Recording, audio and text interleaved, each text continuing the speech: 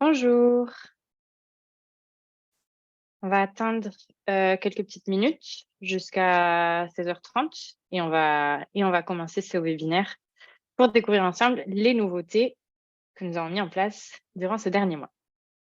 Donc on attend un petit instant, quelques petites minutes pour que tout le monde puisse se connecter et on va débuter ensemble.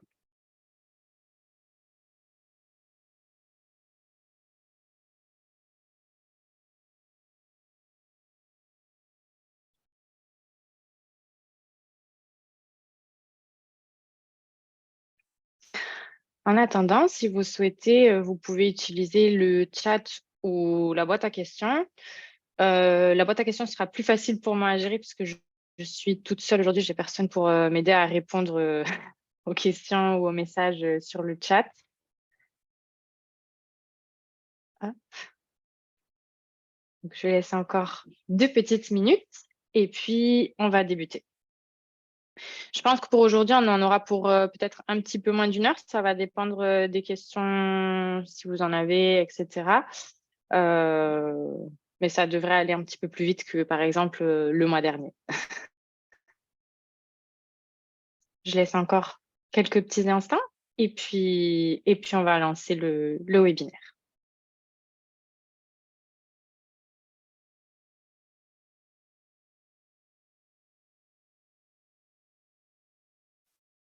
Hop. Bon, il est 16h30, on va doucement lancer ce webinaire. Enchantée, je suis Marie, je fais partie de l'équipe Price Labs France. Et aujourd'hui, on va voir ensemble les nouveautés qu'on a lancées au cours du dernier mois. Alors, si vous avez des questions, je vais vous inviter à utiliser la boîte à questions de Zoom pour pouvoir les poser. J'essaierai d'y répondre au fur et à mesure. Et comme je disais précédemment, on risque d'avoir fini avant 1 heure, donc on aura un petit temps en plus pour poser quelques petites questions. Donc aujourd'hui, on va se concentrer sur les nouveautés qu'on a lancées ces dernières semaines dans Price Labs. Je pense que vous avez pu déjà vous en rendre compte si vous touchez l'outil au quotidien. Donc, sans plus attendre, débutons avec l'agenda de ce jour. Donc, on a mis en place quelques petites nouveautés. Donc, la première chose, c'est qu'on est venu affiner les CompSets. Les CompSets, c'est en fait les groupes d'hébergement auxquels on vous compare aux sets de compétiteurs, si vous voulez. Donc, on a affiné nos CompSets pour pouvoir améliorer nos recommandations tarifaires, puisque le but chez Price Labs, c'est de vous proposer à chaque fois une tarification la plus optimisée possible. On a également ajouté dans notre système des données de pacing. Donc, je n'ai pas traduit ce mot-là volontairement parce que c'est un mot qui en revenu et est utilisé en anglais. Donc, c'est des données sur vos rythmes de vente qui sont plus facilement accessibles dans l'outil à différents endroits. On ira voir ensemble où elles sont accessibles, où vous pouvez les trouver, etc. Price Labs est disponible en espagnol. Je sais que ce n'est pas forcément ce que vous attendez ici. Mais on vient de lancer la version en espagnol et la version en français en cours de production. On a pratiquement terminé, on a terminé la traduction et on est en train de vérifier, d'éliminer tous les bugs possibles avant de faire le lancement pour essayer d'avoir le lancement le plus parfait possible. Et ensuite, la dernière chose qu'on ira regarder, c'est dans la partie Neighborhood Data, donc dans la partie où on regardait votre calendrier de compétiteurs, on a un petit peu amélioré cette partie-là. Donc, je vais vous montrer ensemble quelles sont les nouvelles données qu'on peut rencontrer à cet endroit-là et ce qu'on a changé, ce qu'on a amélioré. Donc, sans plus attendre, on va commencer avec les CompSets affinés. Donc, les CompSets, comme j'expliquais précédemment, je ne sais pas si on a des personnes qui se sont connectées entre-temps, c'est les groupes d'hébergement avec lesquels on va vous comparer pour pouvoir mettre en place votre tarification. Donc, hop, on va rester en fait sur l'écran précédent. Pardon. Donc, jusqu'à présent, pour établir votre stratégie tarifaire, on venait regarder 350 annonces autour de la vôtre, plus ou moins indépendamment du nombre de chambres qu'avaient ces annonces. On pondérait un petit peu plus les annonces qui avaient un nombre de chambres similaire à la vôtre pour venir observer l'évolution de la demande. qu'on est venu changer maintenant, c'est qu'on vient regarder en priorité des hébergements avec une taille similaire à la vôtre, un petit peu au-dessus, un petit peu en dessous, afin de venir optimiser au mieux notre tarification. Donc, je vais vous montrer dans l'outil ce que ça donne. Donc, ça, c'est disponible dans la partie Neighborhood Data. Quand vous cliquez ici, donc ici, on va regarder par exemple cet hébergement. Je ne sais pas si vous aviez utilisé jusqu'à présent ou non l'onglet de Neighborhood Data. Mais si vous cliquez ici, vous allez regarder avec quel type d'hébergement on se compare. C'est un petit peu lent à charger. Et donc, en fait, ce dont on s'était rendu compte, c'est que pour les hébergements de petite taille, comme en principe, on en avait quand même déjà pas mal sur les marchés, ça n'impactait pas tant que ça quand on regarde des hébergements légèrement plus grands ou légèrement plus petits. Mais sur des hébergements, par exemple, quand on arrivait sur des hébergements de 5, 6 ou plus chambres, on notait quand même un impact d'avoir dans ce mix d'hébergements qu'on regarde pour regarder l'évolution de la demande, on notait l'impact d'avoir des hébergements de plus petite taille, puisque la demande sur un studio, en règle générale, ne va pas être exactement similaire à la demande sur des hébergements de plus grande taille. Donc, ce qu'on a constaté, c'est qu'en ayant amélioré justement les concepts et les types d'hébergements auxquels on se comparait, on avait une amélioration et nos recommandations tarifaires, notamment pour les hébergements de plus grande capacité, étaient encore plus optimisées. Donc, si vous regardez ici dans l'onglet Neighborhood Data, hop, si vous cliquez ici, vous allez voir qu'on va venir regarder des hébergements de 5 chambres, mais également de 4 et 6 chambres. Donc, ça reste quand même intéressant de regarder les hébergements légèrement, avec une taille légèrement plus petite et une taille légèrement supérieure à votre hébergement, puisque la demande, ce qu'on a constaté, c'est qu'elle est plutôt assez similaire. OK.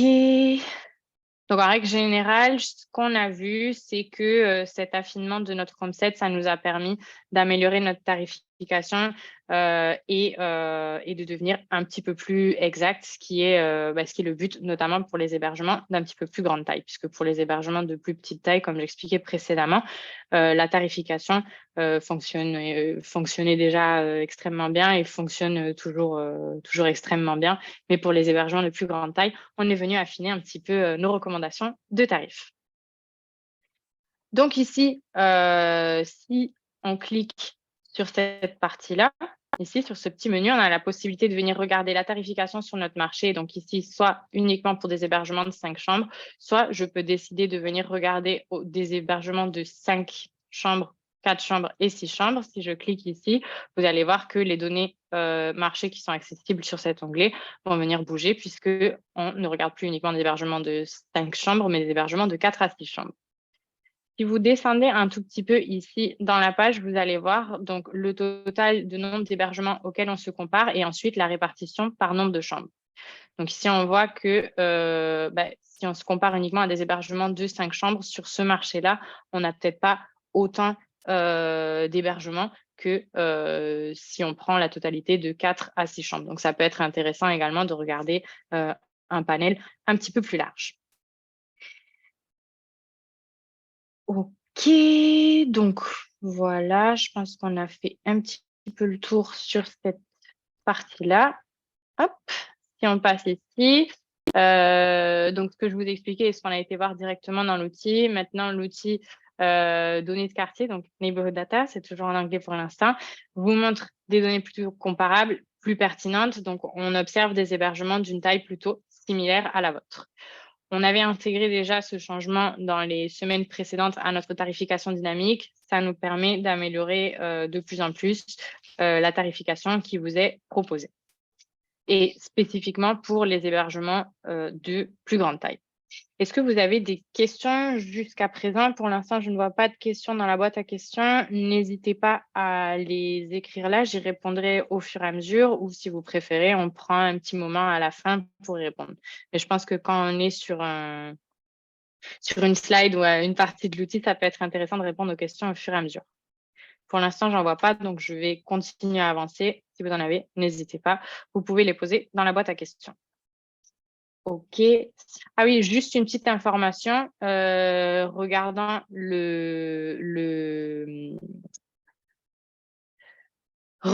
concernant, les données auxquelles on vous compare, le nombre de chambres, qu'on reçoit ici, dans PriceLab, c'est une information qu'on reçoit de votre PMS. Donc si ici, vous voyez que, par exemple, on reçoit un nombre de chambres incorrect pour, votre hébergement, ce qu'il faudra faire, c'est aller changer cette donnée-là dans le PMS et ensuite, procéder à la reconnexion entre PriceLab et votre PMS pour qu'on récupère la donnée actualisée.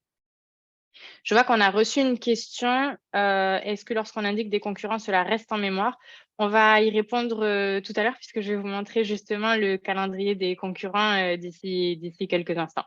Donc, je garde cette question en mémoire et on y répond d'ici quelques instants. Comment faites-vous pour tenir compte des frais de ménage? Donc, toute la partie Nebo Data et toute la partie pricing en règle générale dans Price Labs, on considère les tarifs des nuitées sans prendre en compte les frais de ménage. Les frais de ménage s'appliquent par-dessus. Si vous souhaitez regarder quels sont les frais de ménage qui sont pratiqués sur votre marché, je vais vous inviter à venir vous renseigner sur la partie Market Dashboard, puisque c'est un outil dans Price Lab qui vous permet de venir observer ce qui se fait sur votre marché, autant en termes de tarification qu'en termes peut-être de services proposés dans les hébergements, de frais de ménage, etc. Donc, ça peut être intéressant. On a des vidéos disponibles sur YouTube et également des articles d'aide que vous pouvez retrouver ici en bas. Si vous cherchez Market Dashboard ici, vous trouverez un petit peu plus d'informations sur ce produit-là qui peut justement vous intéresser, vous guider sur toute la partie frais de ménage. Et on continue sur le webinaire d'aujourd'hui. PriceLab vous donne accès à des données de pacing. Donc, comme j'expliquais précédemment, le pacing, c'est tout ce qui va être donné sur le rythme de vente comparé à la même période l'année dernière, etc. On utilisait déjà ces données dans notre algorithme, dans notre tarification, etc. Mais on les a rendues visibles pour justement vous aider à pouvoir affiner votre analyse, mieux comprendre vos marchés, etc. Si vous êtes revenu manager, si vous êtes friand de données, etc., potentiellement, vous allez souhaiter comprendre un petit peu plus comment nous, on arrive à la tarification qui vous est proposée, pouvoir observer les tendances sur votre marché, etc. Jusqu'à présent, on avait déjà ces données, on les prenait déjà en compte, mais elles n'étaient pas forcément facilement accessibles.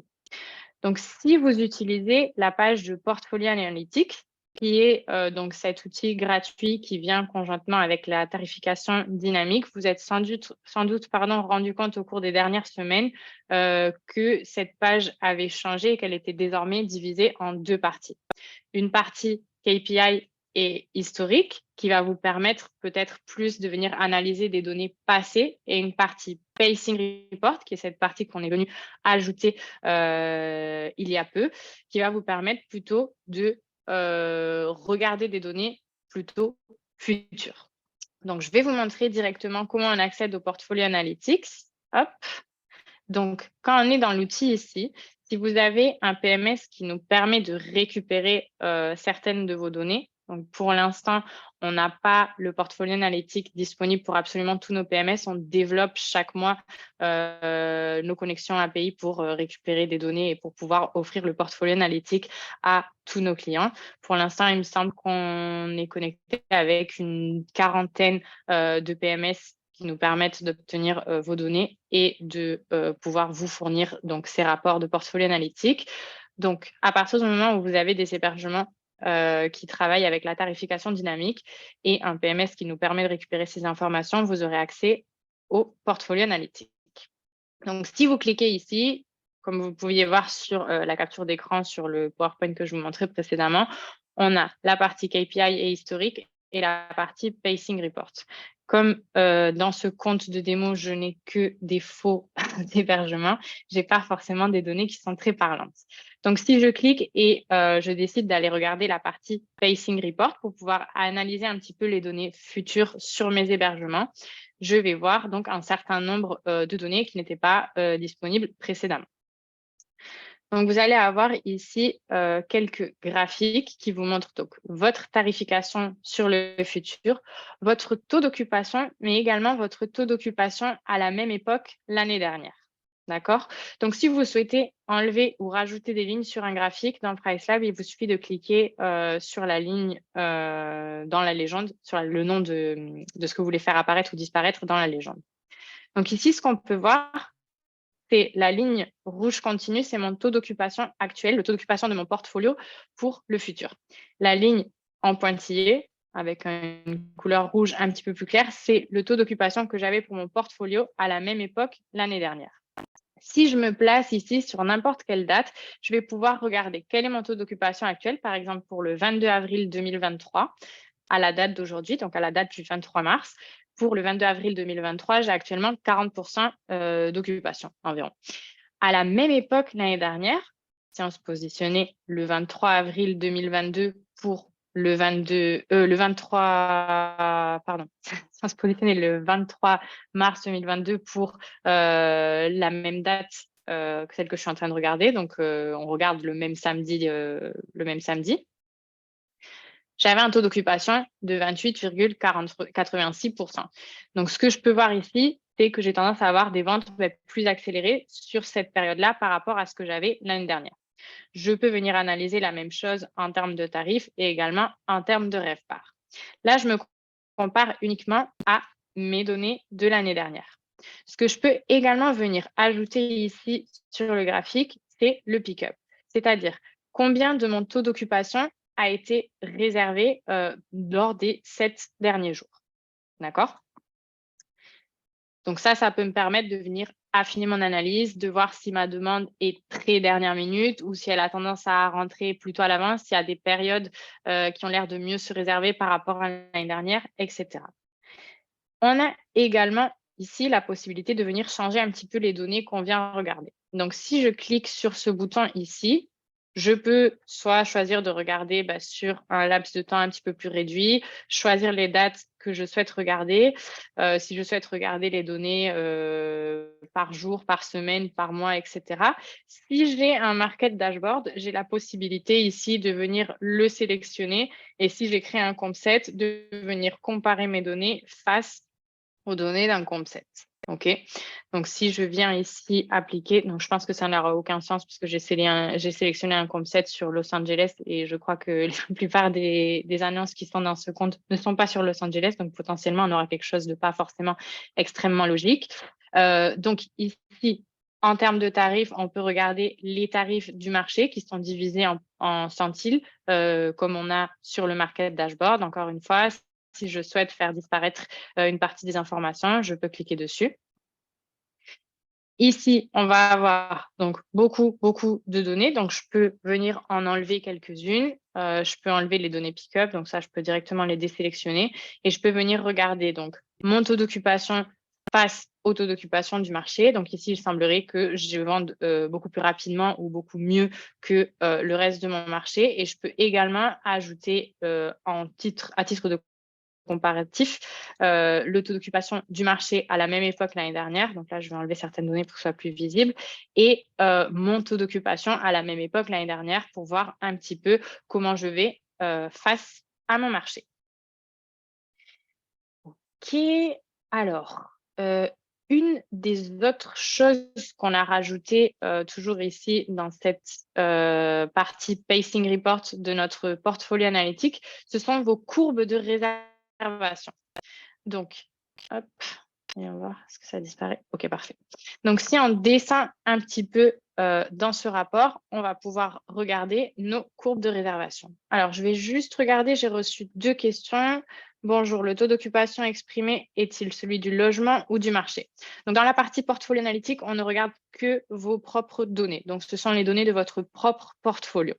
Donc, ici, si vous souhaitez regarder hébergement par hébergement, vous pourrez cliquer ici Choose Listing et venir choisir de regarder un seul hébergement. Si vous utilisez les groupes, vous pouvez choisir de regarder vos données pour un seul groupe. Si vous utilisez les tags, etc. Donc, vous pouvez les filtrer de cette manière-là. Mais ici, toutes les données qu'on vous montre par défaut, ce sont vos propres données. Sauf si vous venez, comme j'ai indiqué ici, choisir de vous comparer avec un market dashboard. Si vous n'avez pas de market dashboard, vous pouvez vous comparer uniquement à vos propres données sans aucun problème. C'est aussi très, très indicatif des tendances dans votre propre portfolio. La deuxième question que j'ai, qu'est-ce que les données pick-up? Le pick-up, c'est la différence entre ce que vous aviez la semaine dernière et ce que vous avez actuellement. Donc, c'est le nombre de réservations qui ont été reçues sur un certain laps de temps.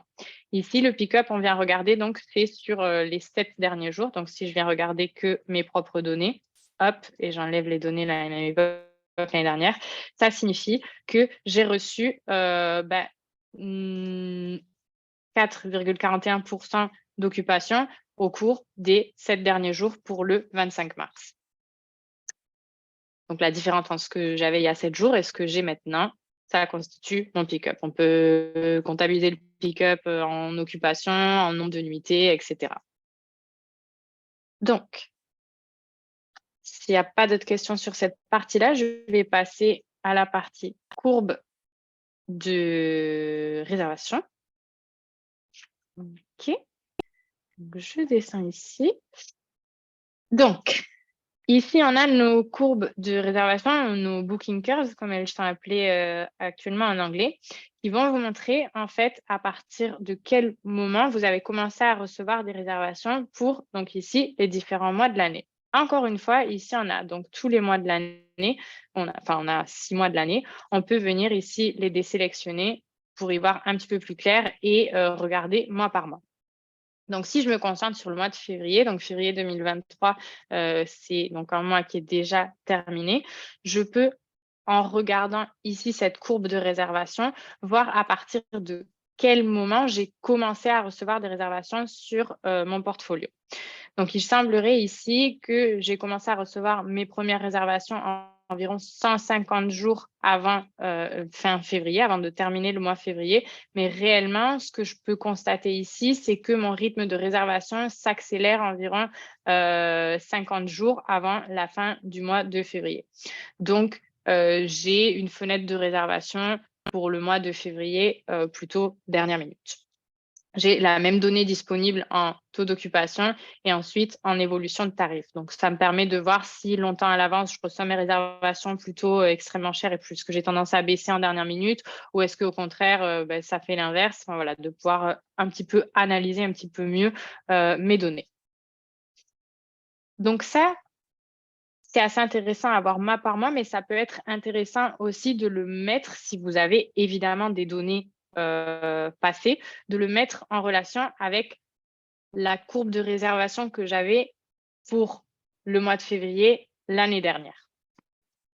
Donc évidemment, sur le premier trimestre, on est sur quelque chose qui n'est pas forcément extrêmement comparable puisque, comme on le sait, de janvier jusqu'à à peu près avril, on était encore assez impacté par toutes les restrictions, Covid, etc. en Europe.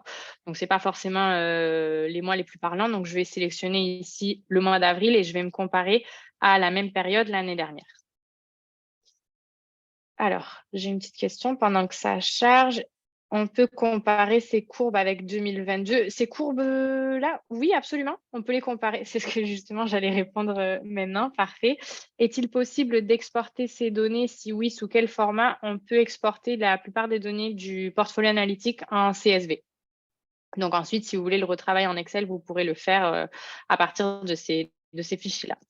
Donc, ici, on peut venir se comparer, donc ce que j'expliquais il y a quelques instants, avec l'année dernière pour voir un petit peu si l'état de mes ventes, si je vends plus vite que l'année dernière, si je vends moins vite que l'année dernière, si je vends moins vite, est-ce que c'est parce que je suis venue augmenter mes tarifs, etc. Donc, on peut faire ce type d'analyse-là en utilisant nos 3 différentes courbes qui sont nos courbes de revenus, nos courbes de occupation et notre courbe de prix moyen. On a également ici le RevPAR, mais bon, le RevPAR, en règle générale, il va en ligne avec occupation et prix moyen, puisque c'est un mélange de ces 2 données. Ces données-là, du portfolio analytique, je ne sais pas si je l'ai précisé au début, elles seront disponibles si, par exemple, vous avez le même PMS que l'année dernière et on a vos données historiques. Si vous venez de mettre en place un PMS, par exemple, au mois de mars, ou si vous avez changé de PMS, il est possible que nous n'ayons pas la possibilité de récupérer les données que vous aviez jusqu'à présent. Donc, potentiellement, vous n'aurez pas la possibilité de faire ce travail de comparaison avec l'année dernière. Parce que vous aurez accès aux données auxquelles on a accès dans le PMS actuellement. Donc, ces données de pacing au niveau du portfolio analytique, si on a peut-être 1 ou 2 hébergements, on va peut-être pas rentrer dans ce niveau-là de détail. Vous pouvez le faire, bien sûr. Plus vous allez avoir du temps pour votre analyse, mieux vous allez pouvoir affiner votre stratégie. Mais en règle générale, on sait que le portfolio analytique, c'est souvent utilisé par nos clients qui sont soit revenu manager, soit qui ont des portfolios un petit peu plus importants. Et on trouvait intéressant de continuer à augmenter le nombre de données qui sont disponibles pour vous aider à affiner votre stratégie. OK. Si on retourne ici, on a également ajouté plus de données d'information sur le pacing dans la partie Neighborhood Data, donc dans vos données quartiers qu'on va venir regarder tout de suite. Donc, en règle générale, si on est sur un petit portfolio d'hébergement ou qu'on a, par exemple, l'année dernière, on avait un hébergement en gestion. Cette année, on en a 3 potentiellement. Se comparer à l'année dernière, ça va être pas forcément extrêmement parlant. Donc, depuis l'onglet Neighborhood Data, vous avez la possibilité d'accéder également à un certain nombre de données de rythme de vente sur votre marché. Donc, on va aller ici, on va retourner dans la partie Neighborhood Data où on était tout à l'heure. Donc, juste à titre de rappel, pour accéder au Neighborhood Data, on peut le faire depuis plusieurs endroits. Mais donc, quand on rentre sur l'écran d'accueil, on va aller ici dans le calendrier individuel d'une annonce et on va cliquer ici sur Neighborhood Data. OK. Donc, ici, on a le second graphique qu'on a, c'est un graphique qui vous montre le taux d'occupation actuel sur le marché pour le futur face à votre taux d'occupation. Et on a la possibilité également ici de venir se comparer à l'année dernière. Donc, si on ajoute ici la tier data, on va avoir donc un certain nombre d'informations qui vont apparaître. Je vais les sortir pour vous les montrer de façon un petit peu plus claire. Donc, la ligne rouge, c'est le taux d'occupation actuel du marché pour les 12 prochains mois. Je peux regarder, en ajoutant ici la ligne grise, quel était le taux d'occupation du marché à la même époque l'année dernière pour les 12 prochains mois, pour voir un petit peu si les ventes vont plus vite, moins vite que l'année dernière. C'est en règle générale, on voit, là, ce qu'on voit, c'est que sur l'été, nos ventes arrivent avec une anticipation un petit peu plus importante que l'année dernière. L'année dernière, encore une fois, on était sur une année qui n'était pas totalement normale. On avait encore beaucoup de demandes last minute puisqu'on avait toujours cette peur de va-t-on avoir des nouvelles restrictions, etc. Donc, ce qu'on voit cette année, c'est que les gens s'y prennent un petit peu plus à l'avance pour réserver. Et la dernière chose qu'on peut venir ajouter ici, c'est l'occupation finale de l'année dernière. C'est-à-dire, une fois qu'on a fermé toutes ces dates-là, quel a été le taux d'occupation. Donc, ce que je peux voir, par exemple, si ici, je regarde le 26 juillet 2023, donc qui était un mercredi, je peux voir que l'année dernière, à la même époque qu'aujourd'hui, donc à 23 mars 2022, pour le 27 juillet, j'avais une occupation de 20,80% et j'ai fermé cette date-là sur le marché à 66,60% de taux d'occupation. Donc, comme cette année, on a déjà 40% de taux d'occupation au niveau du marché, potentiellement, on peut espérer fermer cette date-là avec une occupation supérieure à celle qu'on avait eue l'année dernière sur le marché. Donc, ça vous permet un petit peu de comprendre ce qui se passe sur votre marché, voir l'évolution, si on voit une accélération, une décélération du rythme des ventes. Possible de mettre notre occupation en courbe. Est-ce que vous voulez dire de comparer votre occupation avec l'occupation du marché sur une courbe? C'est la question de Alex et je pense qu'elle serait intéressante, mais il faut juste… Oui. Donc, si vous voulez vous comparer avec le marché, il va falloir faire ça depuis le Portfolio Analytics ici. et venir aller créer un market dashboard pour pouvoir potentiellement vous comparer ici avec les données marché. Sinon, on n'a pas la possibilité ici de venir ajouter les données marché directement. Et ici, votre occupation, ce n'est pas vraiment une courbe puisque comme la partie neighborhood data, elle est disponible au niveau de chaque hébergement, soit votre hébergement est occupé, soit il ne l'est pas. Donc, soit vous avez 0% d'occupation, soit vous avez 100%. Donc, on n'a pas tout à fait la possibilité de voir la même courbe. On pourrait regarder ça au niveau de votre portfolio. Si vous avez tous vos hébergements dans la même ville, créer un market dashboard de cette ville-là et voir en termes de taux d'occupation comment ça évolue. OK. Le dernier endroit où on a également des données sur le rythme de vente, ça va être sur votre market dashboard. Oui, c'est ça, sur votre market dashboard, pardon.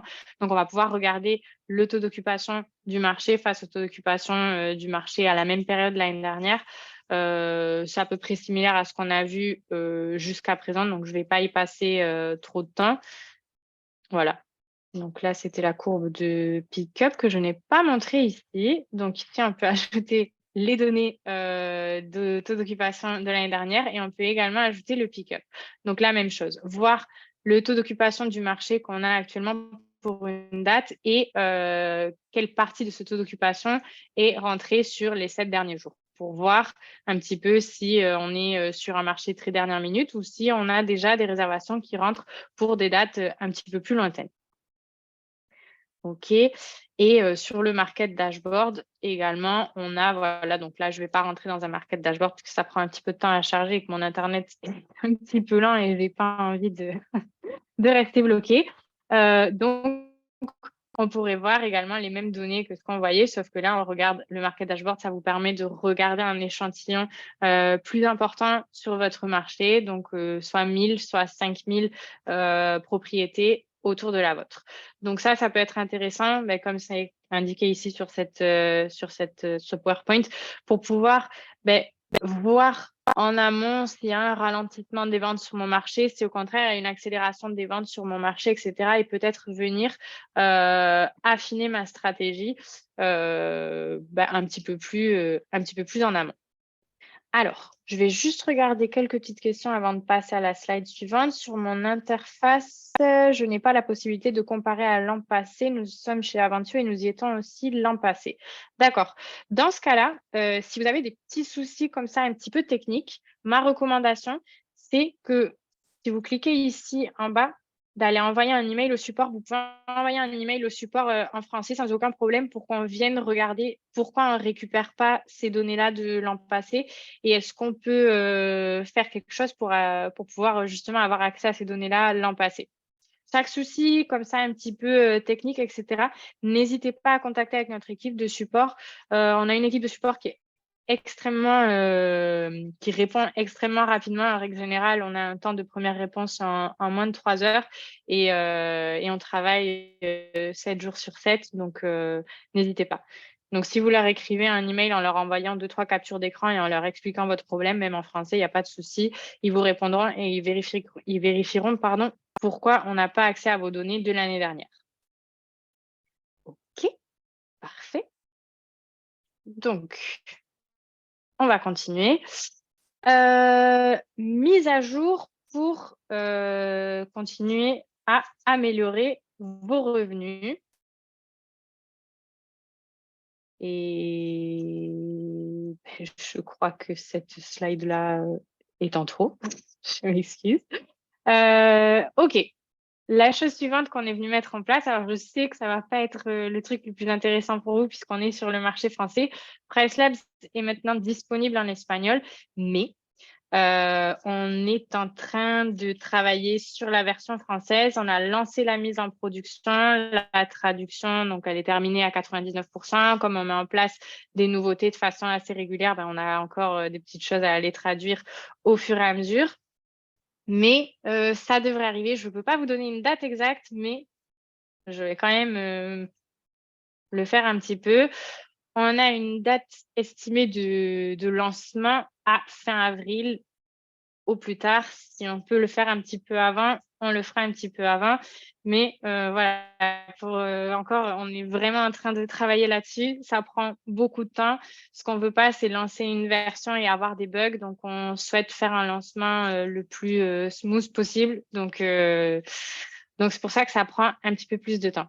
Et tant qu'on est en train de parler de lancement de PriceLab en français, etc., j'ai beaucoup d'utilisateurs qui utilisent PriceLab avec la traduction automatique de la page en français. Je ne vous recommande pas de faire ça puisque ça crée pas mal de bugs sur l'interface et quand vous travaillez avec des groupes et des customisations, etc., il est possible que vous ayez certaines options qui ne fonctionnent pas en utilisant la traduction automatique.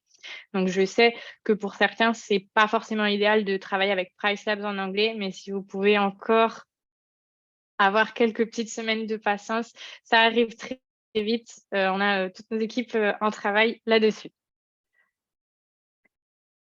Maintenant, ce qu'on est venu changer aussi, donc on a eu pas mal de retours clients, notamment sur le calendrier d'analyse des concurrents sur notre quartier, en nous disant qu'il serait intéressant de pouvoir différencier plus facilement les dates bloquées ou réserver des dates disponibles, qu'on trouvait que ce n'était pas assez visible avant, et également voilà, de pouvoir peut-être voir quel était le dernier tarif visible pour ces hébergements-là. Donc, on vous a écouté et on a mis ces changements en place. Donc, si vous n'avez jamais utilisé le calendrier compétiteur, sachez qu'il est accessible depuis le Neighborhood Data. Donc là où on était tout à l'heure, on a regardé les tarifs futurs, le taux d'occupation du marché, etc.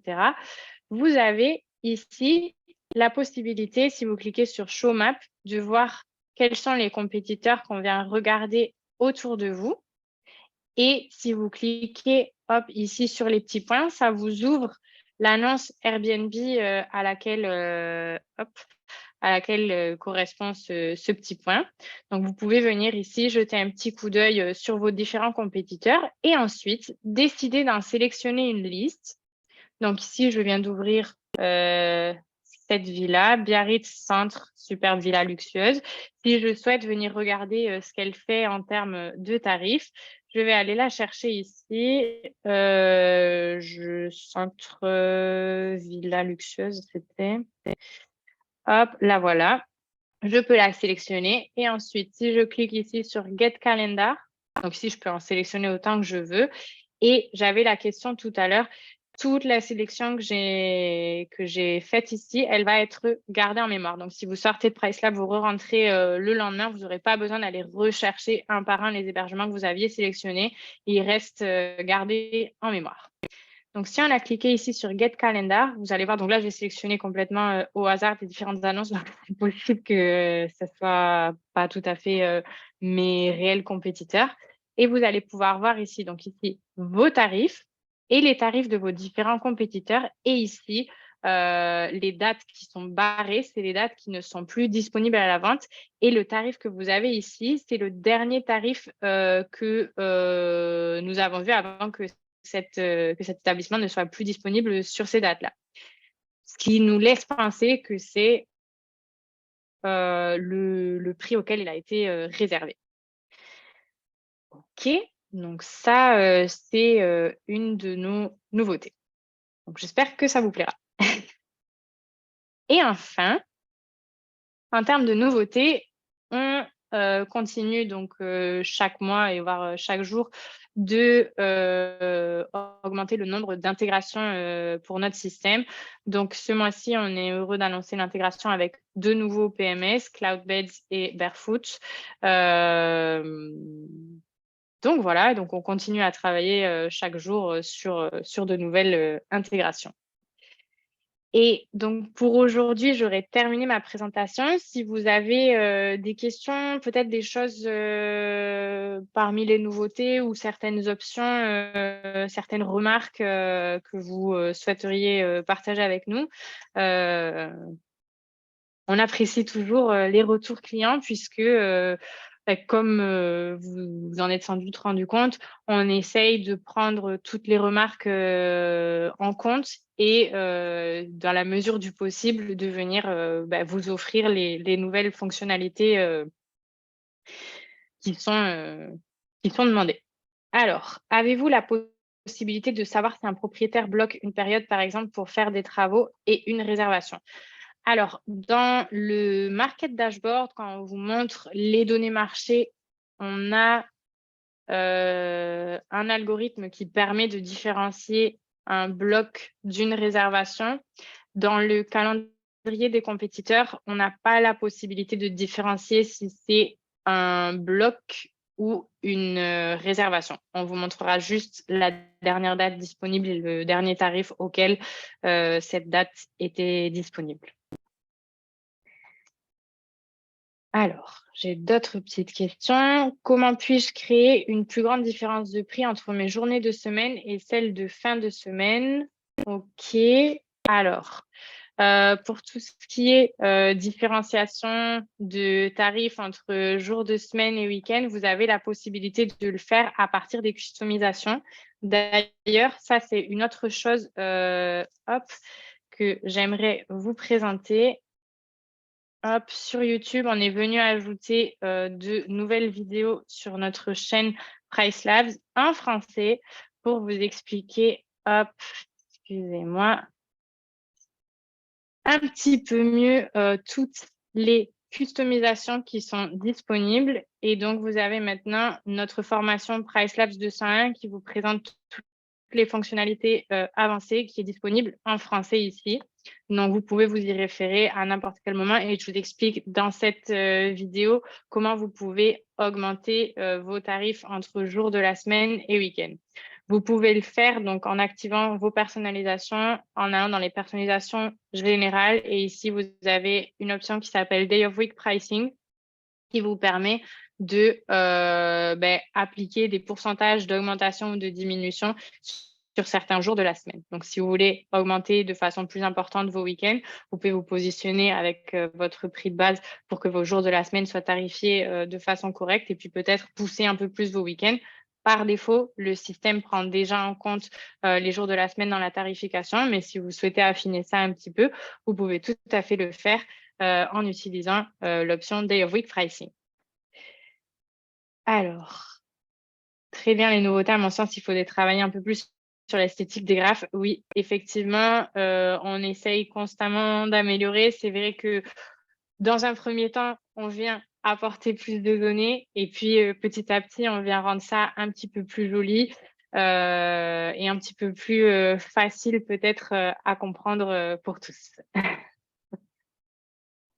Si vous avez d'autres questions, n'hésitez pas. Il nous reste un petit peu de temps. J'ai fini un petit peu plus vite que prévu. Donc, on peut prendre encore quelques petites minutes.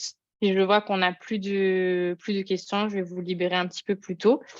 Si vous souhaitez recevoir l'enregistrement du webinaire, n'hésitez pas à écrire au support, ils vous le feront passer, puisque je ne suis pas sûre qu'on le publie sur YouTube.